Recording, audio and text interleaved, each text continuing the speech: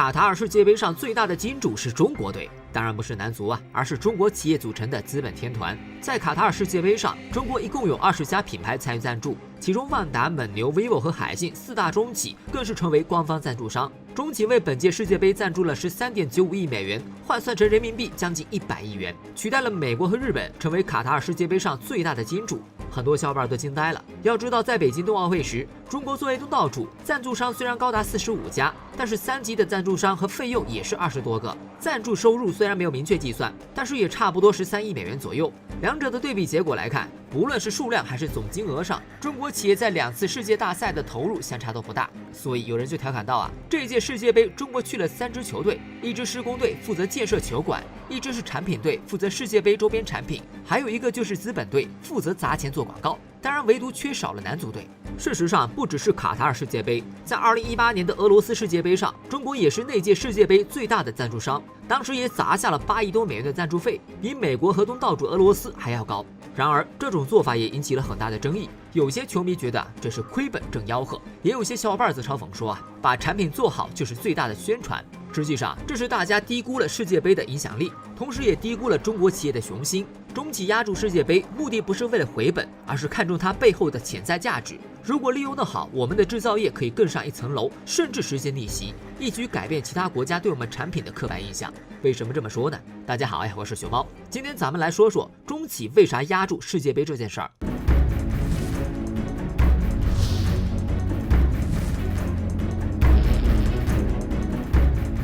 其实很多国人对足球世界杯有个错误的认知，就是觉得它不如奥运会重要。但是实际上，世界杯和奥运会都是世界顶级赛事，两者的吸金能力常年霸榜世界前3，而且世界杯商业价值的增长速度反而更快，从2012年至2018年已经增长了1倍。2022年的商业价值还没出来，但是毫无疑问比2018年俄罗斯世界杯要高得多。也就是说，它的商业价值依旧在高速增长当中。足球皇帝贝肯鲍尔曾用在绿茵场上滚动的不是足球，而是黄金来形容足球的商业价值，而世界杯则是足球联赛中商业价值最高的足球赛事。这主要和世界杯的4点优势有关系。首先，它每届的平均观赛人数超过了30亿人次，是世界上观赛人数最多的赛事，比夏季奥运会还要高出10亿人次左右。对于某些品牌来说世界杯的宣传效果是超过奥运会的。其次，世界杯持续时间是1个月，作为对比，夏季和冬季奥运会赛事跨度只有半个月左右，两者相差了1倍。而且世界杯的比赛项目更加单一，有利于目标品牌针对性做宣传。第三，世界杯虽然时间跨度长，但是每场比赛的收视率都非常高，因为世界杯是从200多个国家里脱颖而出的比赛，是足球比赛里最高级别的赛事，全世界最优秀的足球运动员和国家都会参与这项赛事，所以他们参与的任何一场比赛都会获得比较高的热度。以2018年俄罗斯世界杯为例，这种热度会从世界杯初期的小组赛开始，一直保持到中期，在后期决赛时呈现再次集中爆发的趋势。也就是说，在世界杯上营销的企业基本上不会踩坑，所以有很多企业才敢于砸重金尝试。最后还有一个非常重要的原因，那就是世界杯深受优质年轻人的关注。不要小看年轻人他们对于球星以及球星背后的品牌的认可度更高，同时也更愿意为此买单，是许多企业的潜在客户。甚至有企业喊出得年轻者得天下的理论。这是因为以上4点优势，中企和世界上的各大巨头才会压住世界杯，甚至不惜展开激烈的竞争。如果说世界杯的赛场上是各个国家足球队的较量，那么在赛场外则是各个跨国企业的搏杀。而这一次中企杀疯了，他们还将世界杯当作出海战略的重要一环，甚至希望借此提升品牌知名度。按照业内的说法，投资世界杯有望扭转全球对中国制造低端的刻板印象。那么世界杯的作用真的有这么大吗？事实上还真有而且已经有了很多先例。美国、日本、韩国都曾享受到世界杯和奥运会等大型赛事的红利，韩国和日本制造更是因此而逆袭。而中国企业正在做的，其实就是复制他们走过的老路。这还要从各大品牌如何借助世界杯实现逆袭开始说起。国际足球协会为了更好地开发世界杯的商业价值，将赞助商分为了3类，一个是国际足联合作伙伴，一个是世界杯赛事赞助商，还有一个就是举办国的区域赞助商。同时，为了保护赞助商的权利，国际足协除了允许赞助商使用世界杯的官方标识，并且享受世界杯的宣传资源外，还有排他性的营销性质。尤其是排他性，它可是世界杯妥妥的营销利器。有了它，赞助商不仅可以获得品牌曝光度，还可以通过阻止竞争对手参与进来，达到削弱对手的目的。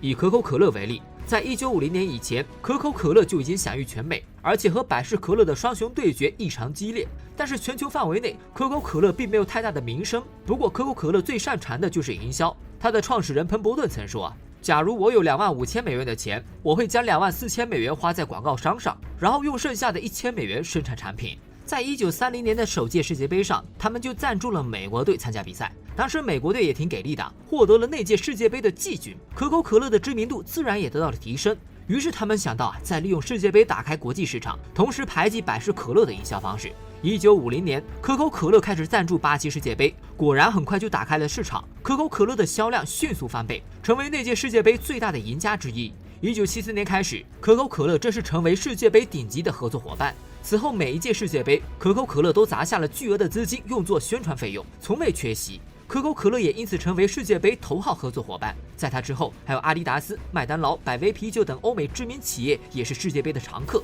尤其是阿迪达斯，他们在1974年的德国世界杯上近乎封神一战。当时世界杯上有一个表演环节，需要嘉宾和乐队从幕后登场，而他们登场的出口就是阿迪达斯的足球模型。当表演人员从这个模型出来时的画面被转播到了世界各地。由此，阿迪达斯完成了一次史诗级别的宣传，也借此奠定了阿迪达斯在足球领域的形象。在这之后，虽然耐克一直表现很强势，但是阿迪还是牢牢锁住了足球鞋老大的位置。当然，此后阿迪达斯也从未缺席过世界杯了。还有很多例子，比如 Visa， 他们在1985年代市场份额还远远落后于美国万事达和运通两家公司。但是1985年后 ，Visa 迎来了改变命运的时刻。当年他们花了1400多万美元买了奥运会的顶级赞助商的名额，并且打出了带着 Visa 去看比赛吧，奥运会不接受运通的针对性广告，直接打击了运通和万事达在美国的名望。此后尝到甜头的 Visa 又加入了世界杯官方合作伙伴，如今的 Visa 已经是奥运会和世界杯两个顶级合作伙伴，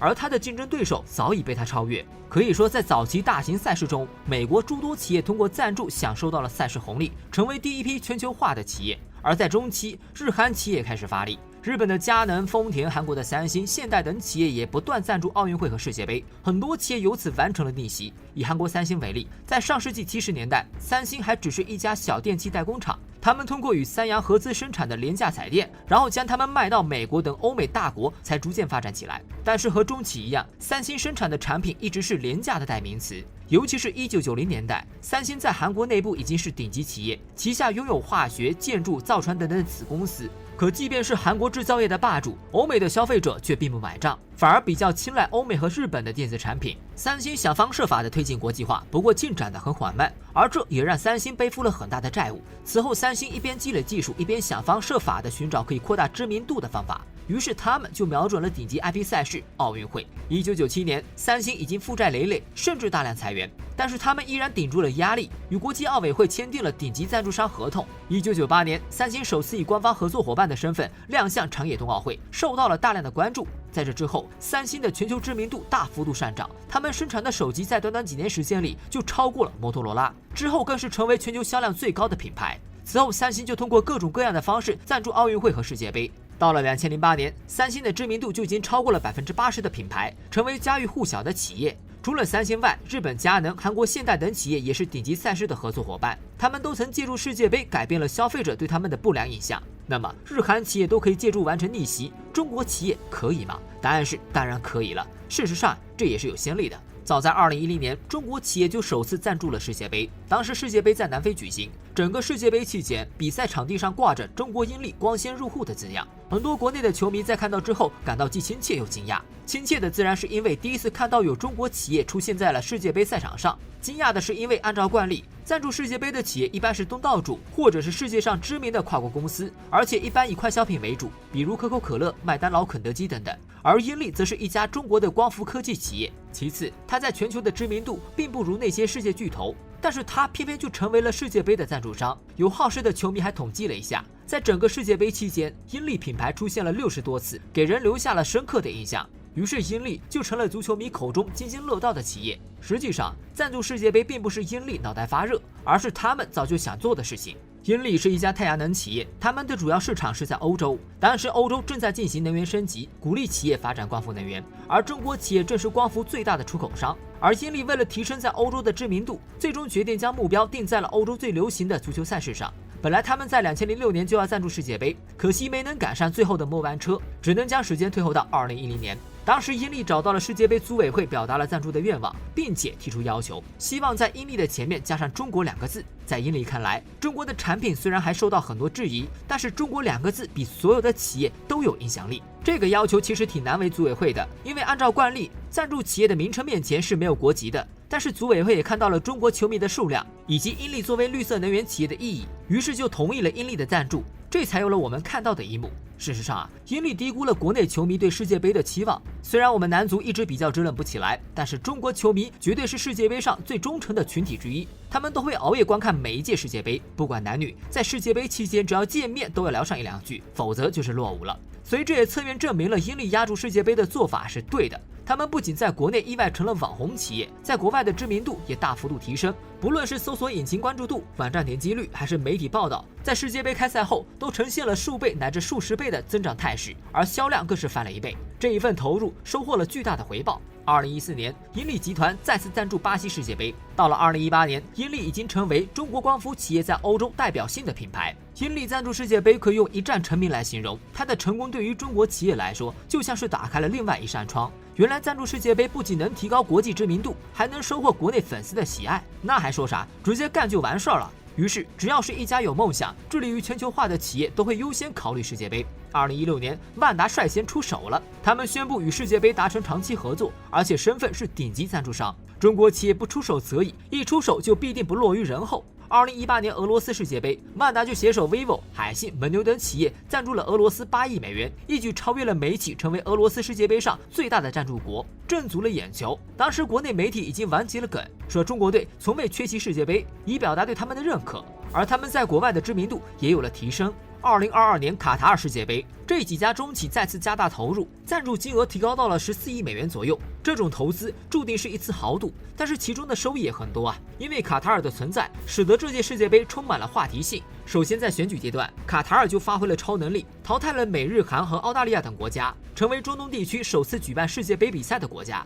而东道主卡塔尔为了办好世界杯，更是砸下了2000亿美元的重金，为世界杯打造了一座现代化城市，震惊了中外。其次，由于卡塔尔的夏季天气非常炎热，为了让运动员有更好的比赛体验，国际足协将比赛时间由夏季更换到了冬季，又是挣足了一波国际的眼球。可以说，卡塔尔因为特殊的身份，造就了一届非凡的世界杯，绝对是一次值得投资的机会。而中国企业则是这场盛会的主角之一，他们将利用自己的超能力，为自己的未来和中国制造打响一次漂亮的反击战，就像日本和韩国一样，改变世人对中国制造、中国品牌的印象。这个过程可能需要坚持，需要像可口可乐那样持续有效的营销，而这些只能交给我们的企业。我相信多年之后，当我们回顾世界杯，我们的企业也一样会成为一段佳话。当然，如果男足也能给力一点，那就更完美了。好了，我是小猫，我们下期见。